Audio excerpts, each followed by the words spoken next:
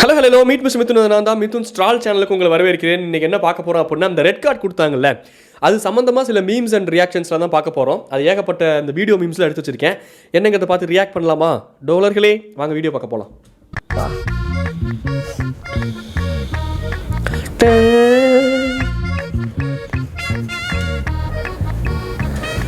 பாவம், அதுவே இப்போ ஏதாச்சும் கிச்சனில் திருடி திங்கலாம், என்ன இப்படி வேலை தான் செய்ய மாட்டோம். ஏதாச்சும் பிளேட்டை கீட்டை கொடுத்தாங்க கழுவ சொன்னாங்க அப்படின்னா நம்ம ஈகோக்கு தான் ஃபஸ்ட்டு தீனி போடுவோம். ஆனால் நமக்கு தீனி வேணும் அப்படின்னா அதுக்கு மட்டும் நம்ம கிச்சனை யூஸ் பண்ணிக்கலாம் அப்படின்ட்டு அந்த அம்மா வாட்டு காரை விட்டு வெளியே வந்து ஃப்ரெஷ் ஆகிட்டு கிச்சன் பக்கம் ஏதாச்சும் திருடி திங்கலான்னு வந்திருக்கு. பாவம், ஒரு கியூட் ஆண்டி 90s கிட்டு ஹார்லிஸ் கீலிஸ் கிடச்சா திருடி தின்னுட்டு போயிருக்கோம்.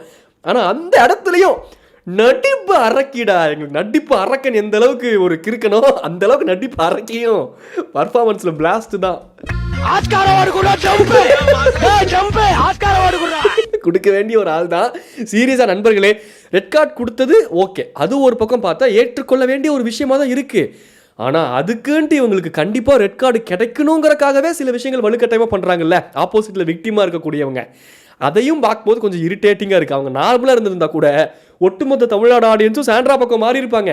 ஆனால் அவங்க எக்ஸ்ட்ரா பர்ஃபார்மன்ஸ் பண்ணி இந்த ஓவர் ஆக்டிங் பண்ணியே கெடுத்துக்குது அப்படிம்பாங்களே, அந்த மாதிரி தான் போயிட்டு இருக்குது.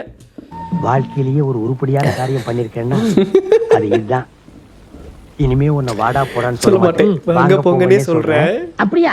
ரொம்ப சந்தோஷம். அப்படிதான் இருக்குது. விஜய் சேதுபதி அவர்களை போட்டு எல்லாம் பிளாஸ்ட் பண்ணிட்டு இருந்தீங்க. இவர் ரெட் கார்டெலாம் கொடுக்க மாட்டாரு, மறுபடியும் வந்து பார்வதிக்கு சப்போர்ட் பண்ணிட்டு பட்டும் படாம தொட்டும் தொடாம பேசிட்டு போயிடுவாரு நினைச்சிட்டு இருந்தீங்க. அதெல்லாம் ஒரு கார்பரேட் ப்ரெஷர் இருக்கும். நீங்க வந்து அவங்களை வந்து எக்ஸ்போஸ் பண்ணிட்டீங்க அப்படின்னா அவங்க கேம் பிளானை மாத்திப்பாங்க, நம்மளுக்கு கண்டென்ட் கிடைக்காது சார் அப்படிங்கிற ப்ரெஷர் அவருக்கும் இருக்கும். ஆனா அதையும் தாண்டி ரெட் கார்டு கொடுக்க வேண்டிய கட்டாயம் வந்து விட்டது. அப்படிங்கும்போது அதுக்காச்சும் துணிஞ்சு டெலிவிஷனோ இவரோ சேர்ந்து எல்லாம் முடிவு பண்ணி ரெட் கார்டு கொடுத்ததே பெரிய வரவேற்கத்தக்கமான விஷயம் தான் இருக்குது. விஜய் சேதுபதி அவர்கள் தான் வந்து அவரை காப்பாற்றிக்கணும் போல பிக் பாஸ் கிட்ட இருந்து. ஏன்னா அவர் வந்ததுக்கப்புறம் இந்த குறிப்பாக இந்த சீசனில் நிறைய பேரை டேமேஜ் பண்ணி விட்டாங்க அவரோட பேரை. அவங்க நடுவுல எப்போதும் வந்து வாய் விடுவாங்க, அது மாதிரி வந்து அவங்க ப்ரொடெக்ட் பண்றதுக்கு கையை கொடுத்துருக்காங்க. கையை கொடுக்கறதே நம்ம இதுதான் அதாவது இந்த கொசு வந்து காதில் மொய்க்கும் போது நம்மளுக்கு இரிட்டேட்டிங்காக இருக்கும். திருப்பி இந்த கொசுக்கு என்னடா பண்ணலாம் அப்படிங்கும்போது நம்ம எல்லாருமே கண்டிப்பாக வாழ்க்கையில் ஒரு டைமாச்சும் யோசிச்சிருப்போம். கொசுவை பிடிச்சி ரக்கையை பிச்சு அதை ஒரு இடத்துல நிற்க வச்சு அது பக்கத்தில் போய் அப்படின்னு கத்தணும் போல இருக்கும். இந்த என்றென்றும் புண்ணைய படத்தில் ஜீவா சந்தானம் வினையெல்லாம் கத்துவாங்கல்ல, ஏய் யாரும் பார்க்காதீங்க அந்த ஈ வந்து உட்காந்துருச்சு இப்போ கத்துக்கடா, அதோட ட்ரீட்மெண்ட்டை அதுக்கே கொடுத்து பார்க்கணும், அப்போ தான் ஒரு சாட்டிஸ்ஃபைங்காக இருக்கும் அப்படிம்பாங்கல்ல. அந்த மாதிரி பார்வதியோட ட்ரீட்மெண்ட்டை பார்வதிக்கே கொடுக்கும்போது சாட்டிஸ்ஃபைங்காக தான் இருக்குது, நல்லா இருக்குது. திவ்யா அவர்களோட கேம் பிளேவோ இல்லை பர்சனலாக அவங்க இருக்கக்கூடிய சில விஷயங்கள்லாம் நான் கவனிச்ச வரைக்கும் எனக்கு பெருசாக உடன்பாடும் இல்லை, பிடிக்கவும் இல்லை. ஆனாலும் இதை பார்க்கும்போது கொஞ்சம் மன திருப்தியாக இருக்குங்க. Divya, what you are doing is very much wrong, but please do it. நல்லா இருக்கு, ஜாலியாக இருக்குது. இந்த மாதிரி வம்பளுக்குனுங்க. 5வது படிக்கும் போது இப்படிலாம் வம்பளுத்துட்டு இருந்தான். அதுக்கப்புறம் தான் இன்னர் சைல்டை கொண்டுட்டாச்சு பரமா மெச்சூரிட்டிங்கிற பேரில். ஆனால் இந்த மாதிரி ஒரு ஷோக்குள்ள அதுவும் இந்த மாதிரி ஒரு ஆட்கிட்ட இந்த மாதிரி இன்னர் சைல்டை கொண்டு வந்து அவங்கள போட்டு துவம்சம் பண்ணிட்டு இருந்தோம். தப்பே கிடையாது. ஐயோ 5 பைசா கூட இல்லையே, ரெட் கார்டு தான் இருக்குது, அதையும் வாங்கிட்டு போயிட்டாங்க. டிசர்விங் தான், ஒன்றும் சொல்றதுக்கு இல்லை. அப்புறம் உங்ககிட்ட ஒன்று சொல்லணும். பிபி டு பார்வதி மாமா, இது என்ன மீம்? நான் பார்க்கவே இல்லை, சீரியஸாக இப்போ தான் பார்க்குறேன். ஒன்று சொல்லணும், ஒத்தரோசா பிள்ளைய ரொம்ப நல்லா உழைச்சிருக்கேன். உங்களை நம்பி வீட்டுக்குள்ளே விட்டதுக்கு எங்கள் டிஆர்பி நாசமாக. ஐயோ அடா பாவீங்களா, என்னடா இது பொசுக்குன்னு இப்படி சொல்லி போட்டீங்க. ஆனால் அது புரியுது, மீமு தான், ஏதோ ஏஐ வச்சு வாய்ஸ் எல்லாம் எடுத்து ஜென்ரேட் பண்ணியிருக்கானுங்க. ஆனால் ரிலேட்டபிளாக தான் இருக்குது. பிக் பாஸ் மைண்ட் வாய்ஸே அப்படி தான் இருக்கும். ஓப்பனாக சொல்ல வேண்டாம்னு சொல்லிட்டு பிக் பாஸ் கொஞ்சம் பெருந்தன்மையாக போயிருப்பாரு. இது யார் எவனா அவனை கார் பக்கத்தில் சைக்கிள்லாம் வரான், காரை கூட சைக்கிள் பெருசாக இருக்கே, வாத்தியாரு யார் நீங்கள்?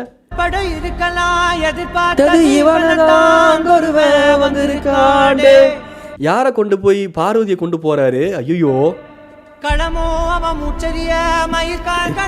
என்னங்க எனக்கு புரியல. அது எப்படி கரெக்டாக இந்த எருமை தான் சாணி போடும் அப்படின்னு உங்களுக்கு தெரிஞ்சிருக்குது? போய் பார்வதியை வச்சோ இல்லை, வாய்ப்பு இருக்குது பார்வதியை கொண்டு போய் எங்கே நீங்கள் பிளேஸ் பண்ணாலும் அந்த எருமை உடனே சாணி போட்டுரும் அப்படிங்கிற மாதிரியான கான்செப்டையும் நம்ம எடுத்துக்கலாம். ஏன்னா அப்பேற்பட்ட சில விஷயங்கள் தான் நடந்திருக்குது அந்த வீட்டுக்குள்ளே. அதை வச்சு இந்த அளவுக்கு மக்கள் வன்மத்தை கக்கிற அளவுக்கு பேரை சம்பாரிச்சுட்டு போயிருக்காங்களே, வேற என்னத்தை சொல்ல. அங்கே யாரு கமருதீனை வெளியெடுக்கிறாரு, அதுவும் கமருதீன் மாசா வேற வராரு கெட்ட போட்டுக்கிட்டு. அந்த பக்கம் என்னடா பாடியை தூக்கிட்டு ஓடுற மாதிரி யாரு சபரியும் வினோத்துமா ஆமாம் அவங்க தானே தூக்கிட்டு போய் அந்த ஹாஸ்பிட்டல் அந்த இதுக்கு மெடிக்கல் டீம் கிட்ட ஒப்படைச்சாங்க. ஓகே அவரையும் கொண்டு போய் அதே எருவு மாட்டு தொழுவத்தில் தான் வைப்பீங்களா? ரெண்டையும் ஒன்று சேர விடாதீங்க. கடைசியில் பாதிக்கப்படுறது என்னமோ கமருதீன் தான். அந்த ப்ரோவையாச்சும் காப்பாத்துங்க. பார்வதிக்கு தான் எருவு மாட்டு சாணினா ஏன் இவர் ஒரு மாட்டு சாணி ஒரு ஜெர்சி மாட்டுக்கிட்ட கூட கொண்டு போக மாட்டீங்களா? ஈக்குவல் ட்ரீட்மெண்ட் தான். பரவாயில்லடா இதுலயாச்சும் ஈக்குவாலிட்டி பார்க்குறீங்களே, எந்த கார்டு எடுக்காம நல்லது தான்டா. அவர் மேலேயும் அதே மாதிரி சாணி போடுற மாதிரியான ஒரு எருமையை பார்த்து சூஸ் பண்ணி வச்சிருக்கீங்க. பட் ஆனால் வன்மத்தை கக்கலாம், நானே கக்கிட்டு தான் இருக்கேன் இப்பயும். ஆனால் இது கொஞ்சம் எக்ஸ்ட்ரீமாக இருக்குது, பாவமாக இருக்குது கமருதீனை பார்த்தா ஒரு ஆங்கிளில். என்னது சர்ன்னு போயிட்டு அவன் பாட்டுக்கிட்டு பிக் பாஸ் வீட்டை விட்டு பிக் பாஸ் வீட்டை ஜாலியாக இருக்க மாதிரி முடிஞ்சு போச்சு. இது என்னன்னு தெரியலையே. நீ பண்றல பண்றேன்னா அதுல சோறு வரும். இந்த மாதிரி சிரிப்பா இருக்குது உங்களுக்கு அவரை பார்த்தா. சீரியஸா ஐயோ நிறைய கருத்துக்கள் இருக்கு. ஆனால் அதெல்லாம் சொன்னோம்னா வேற மாதிரி திருப்பி விட்டு ட்விஸ்ட் பண்ணி விட்டு இப்பேற்பட்டவன் தான் யூடியூபர் மித்துன் தெரியுமா அப்படின்ட்டு, மித்துன் யூடியூபர் அது முதல்ல தெரியுமா உங்களுக்குலாம் அப்படிங்கிற மாதிரி தான் என் வாழ்க்கையே போயிட்டு இருக்கு. அதனால வாயை வச்சுக்கிட்டு கம்முன்றா மித்துன், டேய் கம்முன்றா. வாயை வச்சு தான் எனக்கு பொழப்பும் ஓடுது, அதே வாயில தான் எனக்கு சனி உட்காந்து தாண்டவமும் ஆடுது. அதனால அமைதியா இருக்கணும். ஏமா இல்ல சோறு வரும். அது ஒரு விதமா இவன் தான் என் பலூனை தூக்கி முதல்ல அடிச்சான். இல்ல நான் ஒன்றும் சொல்லலை. எதுக்கு இந்த ப்ரோ சிரிக்கிறாரு?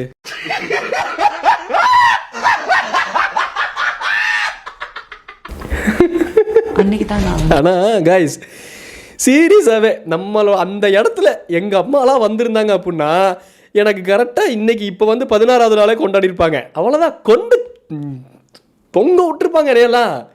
ஆனால் எப்படி இப்படி ஒரு ப்ராக்டிக்கலான பேரண்டிங் மச்சா தான், ஜாலி தான், வேற இன்னும். ஐயோ மித்துன் கேம் ஸ்ட்ராட்டஜியை நோட் பண்ணேன். நம்ம எல்லாரும் பிளான் ஏ பிளான் பின்னு 2 வச்சிருப்போம். ஐயோ சீரியஸாக அது உண்மைங்க. மேடத்துக்கிட்ட பிளான் சிஎல்லாம் இல்லை, பிளான் இசட் வரைக்கும் இருக்குது. சில விஷயங்கள் ஓவராலாக அப்சர்வ் பண்ணும்போது நல்லா எனக்கு அப்சர்வ் பண்ணுறது எனக்கு கொஞ்சம் வரும், நானே நம்புகிறேன். அந்த ஓவராலாக ரிஃப்ளெக்ட் என்ன ஆகுது அப்படிங்கிறத நான் பார்ப்பேன். இந்த வேர்ட்ஸுக்கு ஆக்ஷன்ஸுக்கு இதுக்கு நடுவில் வாட் வி திங்க்குங்கிறத நம்ம ரிஃப்ளெக்ட் பண்ணுவோம் நமக்கே தெரியாமல்.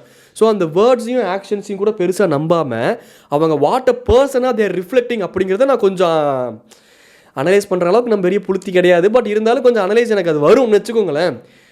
அப்படி நான் பார்த்ததில் எனக்கு நான் பர்சனலாக பார்த்ததில் 2 பீஸ் பயங்கர டேஞ்சரஸ்ஸு. ஒன்று சாண்ட்ரா, இன்னொன்று திவ்யா. என்னடா திவ்யா இப்படி சொல்கிற? அவங்க எவ்வளோ பெரிய க்யூட்டாண்டி தெரியுமா? அரோரா வந்து அவங்கள க்யூட்டாக இருக்க சொன்னதுக்கப்புறம் அவங்க பிக் பாஸ்குள்ள அந்த மிளகா சாப்பிடும் போதெல்லாம் எவ்வளோ க்யூட்னஸை வெளிப்படுத்தினாங்க தெரியுமா? ஆர்டிஃபிஷியலாக அப்படிங்கிறீங்களா? என்னமோ நீங்கள் சப்போர்ட் பண்ணிட்டு போங்க. என்னோட அப்சர்வேஷனில் அவங்க பிரதிபலித்தது என்னமோ ரெண்டுமே கொஞ்சம் ஒன்றுக்கு ஒன்று செலுச்சதில்லை, டேஞ்சரஸ் பீஸ் தான் அப்படிங்கிற மாதிரி தான் இருந்துச்சு.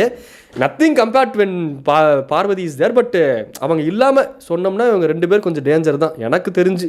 பெஞ்சமின் மட்டும் 3ஆவதா பிளான் சீன் ஒன்று வச்சிருப்பான். அவன் 3 பிளானுக்கும் ஒரே டைம்ல காய் நகர்த்தான். சீரியஸாங்க இது உண்மைதான். இல்லை நான் எந்த அளவுக்கு உண்மைனா கீழே விழுந்து பேனிக் அட்டாக் வந்துச்சுல்ல அது வரைக்கும் ஓகே, அதெல்லாம் நம்ம எதுவுமே சொல்ல முடியாது. ஆனால் வினோத் ஒன்று சொல்லியிருப்பார், இப்போ டேய் அவங்க என்னமோ பண்ணிட்டு போகிறாங்கடா, அவங்க கேம் விளையாடுறாங்க, உன்னை பார்த்து பயப்படுற மாதிரி ஆக்டிங் பண்ணுறாங்க, என்னமோ பண்ணிட்டு போகிறாங்க. ஆனால் அதுக்கு அடித்தளம் விட்டு கொடுத்ததே நீங்கள் தானே, அதுக்கான ஸ்பேஸை கிரியேட் பண்ணி கொடுத்ததே நீயும் பார்வதி தானடா, நீங்கள் 2 பேருமே சேர்ந்து அவங்களை ஜெயிக்க வச்சிருவீங்க அப்படிங்கிற மாதிரி நடுவில் கமருதீன்கிட்ட ஒன்று சொல்லியிருப்பாரு. அதுவும் உண்மைதான். அதாவது சாண்ட்ரா பண்ணுற அந்த நடிப்பு சம்மந்தமான விஷயங்கள்லாம் ஏற்றுக்க முடியல, மக்களுக்கு தெரியுது. ஆனால் அவங்க எங்கே தப்பிக்கிறாங்கன்னா இவங்க 2 பேரும் சாண்ட்ராக்கு பண்ணது ஒரு மிகப்பெரிய கொடுமையாக ப்ரொஜெக்ட், அது மிகப்பெரிய கொடுமை தான். கொஞ்சம் பிளான் பண்ணி கொஞ்சம் ஈவில்னஸோட கன்னிங்னஸோட பண்ணப்பட்ட ஒரு செயல் அப்படிங்கும்போது அது மிகப்பெரிய கொடுமை தான். அது அவங்க விருப்பமே இல்லாமல் தள்ளி விடுறதுலாம் ரொம்ப ஒரு மாதிரி ஓவராக அது ஜஸ்டிஃபையே பண்ண முடியாது.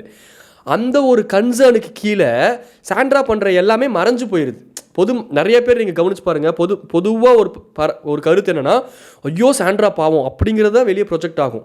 ரொம்ப டீப்பாக அனலைஸ் பண்ணி கொஞ்சம் அதை ரொம்ப புரிஞ்சுக்கிறாங்க, அதை வேறு ஆங்கிளில் பார்க்குறாங்க அப்படிங்கிற மக்கள்கிட்ட மட்டும்தான் மேடம் கொஞ்சம் எக்ஸ்ட்ராவாக நிறைய பிட்டு அங்கங்கே தூவி விட்றாங்க.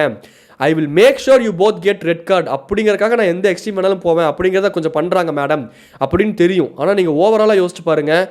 அதாவது இப்போ விக்ரம மேனிப்புலேட்டிவ்னு சொல்கிறாங்களா வியனா, அந்த வேர்ட்ஸை வச்சு ஓப்பனாக மேனிப்புலேட் பண்ணுறவனை கூட நம்ம அவங்ககிட்ட இருந்து கூட நம்ம ஏதோ ஒரு இடத்துல ரியலைஸ் பண்ணி தப்பிச்சிடலாம். இல்லை அவங்க கூட வேர்ட்ஸ் மட்டும்தான் அந்த மேனிபுலேட் பண்ணுறதுக்கு யூஸ் பண்ணுறாங்க. ஆனால் ஒட்டுமொத்த ஒரு பர்சனாகவே, ஒரு கேரக்டராகவே, ஒரு பர்சனாகவே, ஒரு ஒட்டுமொத்த கேமுக்காகவே டோட்டலாக ஒரு ரிஃப்ளெக்ஷன் இருக்குல்ல, அந்த ரிஃப்ளெக்ஷனையே மேனிபுலேட் பண்ணக்கூடிய பீஸுங்க டேஞ்சர் தான். அந்த விதத்தில் சாண்ட்ரா டேஞ்சர் தான். ஆனால் என்னன்னா, அவங்களுக்கு நடக்கப்பட்ட அந்த கொடுமையின் கீழ் அனைத்துமே வரதுனால எல்லாம் ஒரு போர்வையை போட்டு மூட்டின மாதிரி ஆயிடுச்சு. அந்த போர்வை தான் கமருதுன்னு பார்வதியும் எடுத்து போத்தி விட்ட போர்வை. அது அவங்களே அவங்களுக்கு வச்சுக்கிட்ட வேட்டா போயிடுச்சு கடைசியில். இது எதுவுமே அவன் ஆடும்போது நமக்கு தெரியாது, ஆட்டத்தை முடிக்கும் போதுதான் நமக்கு தெரியும். இந்த மூவ்ஸ் எல்லாம் யார்கிட்ட இருந்து கத்துக்கிட்ட? 2 பக்கமும் நானே தனியா விளையாடி கத்துக்கிட்டேன். எங்க அப்பா சீரியஸாகவே மஜா மீம் அது. எவனோ ஒருத்தன் பயங்கரமாக அனலைஸ் பண்ணி அந்த மீம் போட்டிருக்கான். பாரு சர்ச்சிங் ஃபார் மாப்பிள்ளை ப்ளீஸ் ரெக்கமெண்ட் யுவர் ஃப்ரெண்டா. ஐயோ நான் யாரையும் சர்ச் பண்ணலப்பா.